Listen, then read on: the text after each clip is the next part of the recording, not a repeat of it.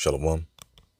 First and foremost, I want to begin by giving all praise, honor, and glory to Yahweh, Bahashem, Yahweh Shai, Bahashem, Rechak Wadash. Double honors to the apostles and elders of Great Millstone that tells his truth, and much respect to the Akim out the labor in his work, and peace and salutations to the hopefully elect that is scattered across the four corners of the earth. To you I say, Shalom.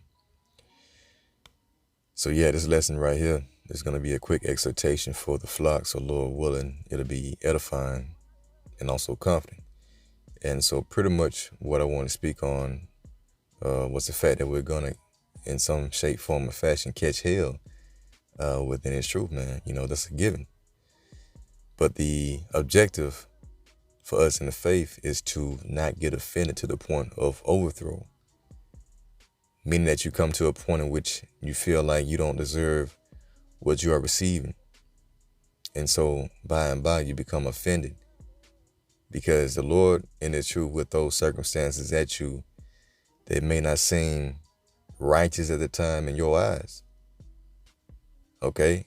And so if you don't have the spiritual mind to understand why you're going through certain things, then again, that can lead to you being overthrown, because you will start to feel like, I don't deserve what I'm receiving right now. You know, why is the Lord doing this to me? You know, why is He doing this and that? Why am I catching hell? I've been trying to do everything right, you know, but I'm still catching hell. Why? And so ultimately you'll start to feel like, you know, just fuck it altogether, and you'll cast out the truth. And so that's pretty much you not really being spiritual minded. When you read Romans 8th chapter, it says to be carnally minded is death, but to be spiritually minded is life and peace. So if you're thinking of the trials and tribulations that you're going through spiritually, then that brings peace by what? By the way of understanding. You see? Because you got to remember, this journey that we are embarked on is likened to a marathon. So in a marathon, of course, in the beginning stages of it, you know, you're fresh, you're hyped up, you're excited, you're ready to go, and you're thinking that this walk is going to be a breeze, or this marathon, okay? And so that's likened to this truth, man, you know. But once you get to a certain point, it's like your feet get heavier, you know, your arms get heavier, you start breathing harder, you have a shortness of breath, and you're becoming dehydrated, you see? And so also that's likened to this truth. Once you get to a certain point, the burden becomes heavier. And so how do you rehydrate yourself, man? You have to revert back into the scriptures, the living waters. Because see, the Most High has made this thing out to where you won't be able to get to the finish line unless you are spiritual minded. And that's why there's accounts written within the scriptures of people who went through the same trials that we're going through, and which at that time, you know, it might not have seemed fair, but the end result of those trials and tribulations was peace. Okay? So when you go to Ecclesiastes 7 and verse 8, it says, better is the end of a thing than the beginning thereof. Right? So better is the end of the marathon than the beginning, when you first started fresh, right? So this is the conditions of the battle. And the Lord's going to put a hell on you again to where you're going to think like, I don't deserve what I'm going through, man, you know? But there's accounts written within the scriptures in which men went through things that at the time it didn't seem fair. For instance, consider Job. Job was a perfect and upright man who feared the Most High and eschewed evil. He stayed away from wickedness, man. But still there was a bet made from Yahweh by Shemel Shai to Satan to test this man's integrity by bringing unnecessary hell upon him to see if he was going to curse the Most High and quit, you know? And so we fall in that same stead. You can put your name where Job's name is. So without this understanding, you might become offended. So again, better is the end of a thing than the beginning thereof. Now, at the end of Job's trials and tribulations, where he received everything back, pretty much double, I believe, if not more than that. So we fall in that same stead. At the end of our trial and tribulation, there is mercy, man. There's going to be peace extended to us. And so it continues to say, and the patient in spirit is better than the proud in spirit. Your patience is going to be tried, man.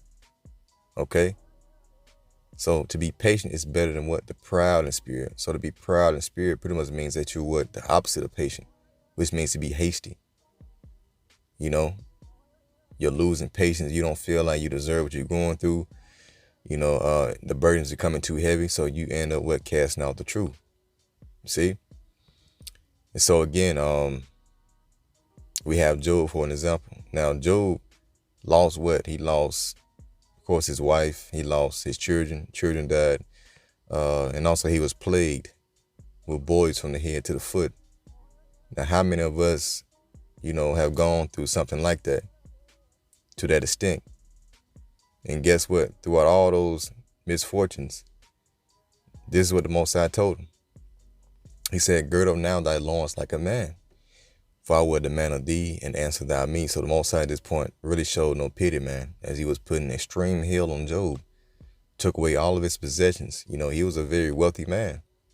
Stripped everything that he had. He told Satan, touch everything that this man has. And Satan said, I bet he curse you to his face. So you got to put yourself in that position. Once you're going through this hell, man, it's a bet pretty much, all right?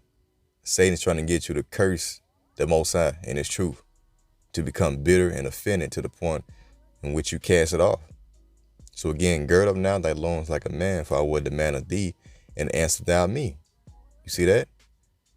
Now, Job was carried so much hell that he, at some point, wished that he was put to death, man. He wished that he wasn't even born, should I say. You know, that's how much hell it was catching. He was like, damn, you know, why is the Lord doing this to me like that? But ultimately, he kept his integrity until the end. You see? I think that's Job, let me see. Job 13, verse 15. It says, though he slay me, though the Most High slay me through what? These trials and tribulations. It says, yet will I trust in him, but I will maintain mine own ways before him. He was going to keep his integrity, man, until the end. See? So he endured those trials and tribulations, and ultimately, as we know, at the end of all of that, he was blessed. So we fall in that same stead again, okay? We're going to have certain situations to arise, certain things going to be taken away, and you're going to be thinking to yourself like, damn, man, you know, why is the Lord doing me like that? You know, what did I do so wrong? But on top of that, also, you got to remember is that we're all sinners. When you go to Micah 7:10, it says what? I will bear the indignation of the Lord because I have sinned against him. So the Lord could make a situation to arise in which, you know, at that time, it doesn't seem fair, but that could be stemming from something that you did in your past life or maybe 3 to 4 months ago.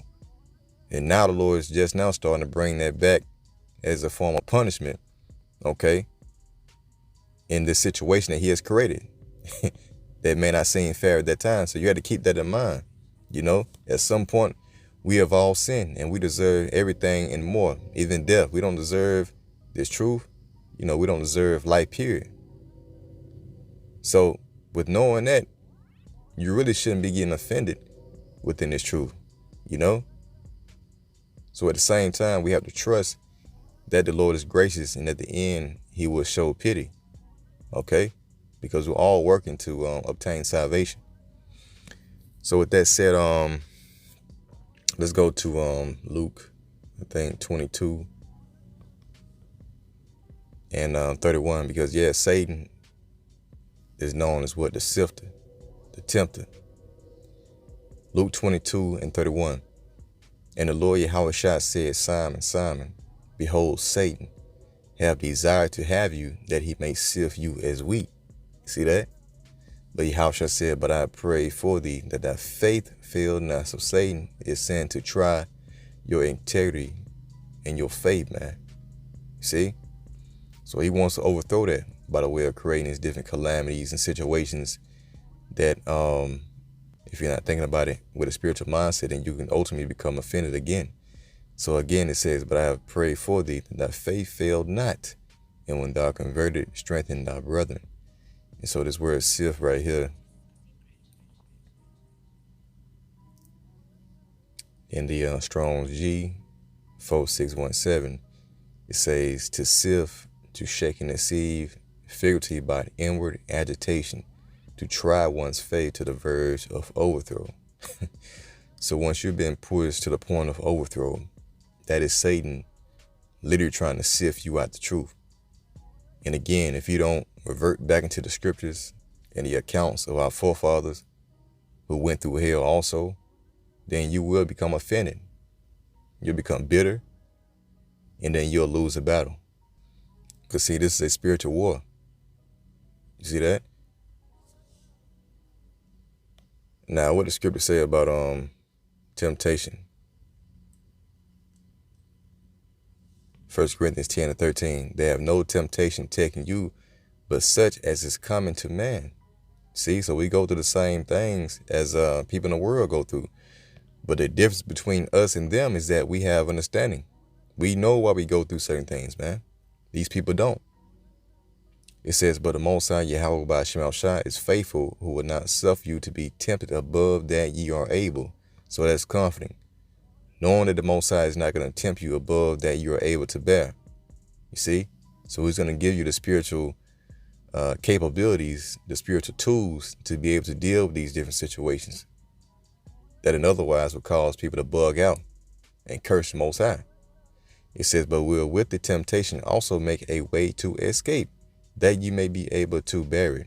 You see that? So there you go. Now the scriptures also say, to think it not strange concerning fiery trials, okay, which are to try you.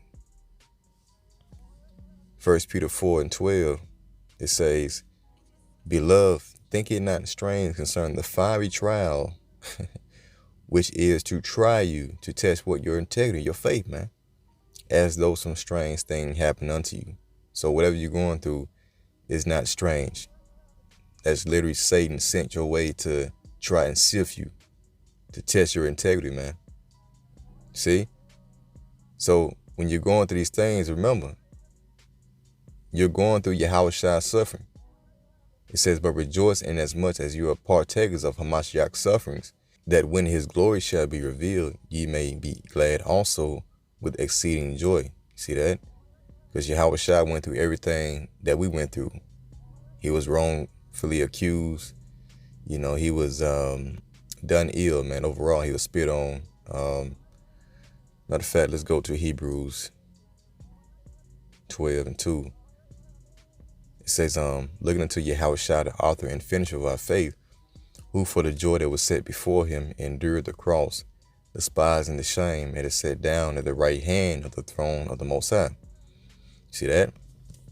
So it says, for consider him that endured such contradiction of sinners against himself, lest ye be weary and faint in your mind. So it all goes back into Yahweh Shai. We get our strength from Yahweh Shai, man, and also our forefathers. Because Yahweh Shai went through a lot of wrongful dealings at that time. Because remember, he was perfect. He did no wrong, you know. But he understood that he went off in his past life. And that's why he was going through those trials. You see that?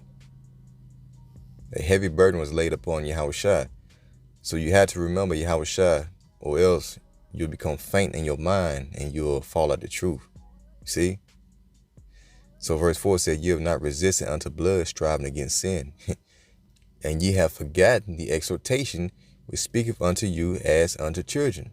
My son, despise not thou the chastening of the Lord. All right, goes for you women too, man. You're going to be chastised as well. Nor faint when thou art rebuked of him. For whom the Lord loveth, he chasteneth and scourgeth every son whom he receiveth. See? So if you endure chastening, the Most High deal with you as with sons. For what son is he whom the Father chasteneth not? See that? So you have to go through hell, man. And again, that hell at times can be unfair. It can seem unfair at that time, but through the Spirit, you know that you deserve everything that you're being dealt with, okay? So we'll just cap it off with James, the 5th chapter. Then with Job, James 5:10, it says, take my brethren, the prophets who have spoken in the name of the Lord, for an example of suffering, affliction, and of patience. Behold, we count them happy which endure these trials. It said, ye have heard of the patience of Job and have seen the end of the Lord. You see, better is the end of a thing than the beginning thereof.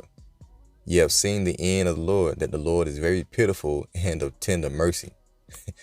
So you got to remember the end goal, man. And just know that, hey, we're being purged. We're being tried. Matter of fact, Isaiah 48 and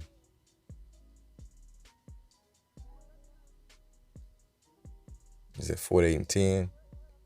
Yep. It says, behold, I have refined thee, but not with silver. I have chosen thee in a furnace of affliction. Yeah. So you're proving at your lowest points. That's when the fire is being put on you, man.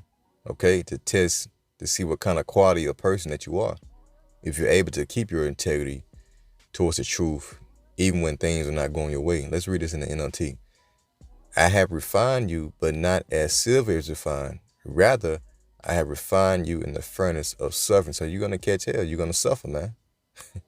But are you able to endure these trials and tribulations and keep your integrity, just as Job, and not curse the Most High this truth? You know, that's a battle. So the end of the Lord is very pitiful and merciful, man. You know, because we all desire salvation. But in order to get there, we have to be spiritual minded concerning these trials and tribulations, or else we'll faint and cast off the truth. So with that, Lord willing, you're edified. Until next time, I say, Shalom, DTA, and the Bible Ball, soon.